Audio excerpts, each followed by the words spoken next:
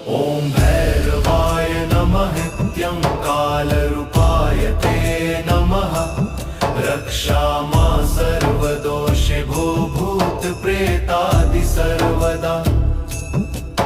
हे भैरवनाथ, यदि मेरे कर्मों से किसी का हृदय दुखा हो, यदि मेरे शब्दों से किसी को पीड़ा पहुंची हो, यदि मेरे विचारों में पाप आया हो, तो मुझे क्षमा कर दो प्रभु। आप न्याय के देव हैं, परंतु करुणा के सागर भी हैं।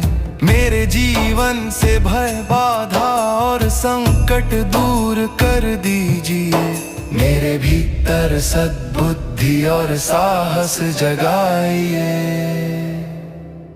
ओम महा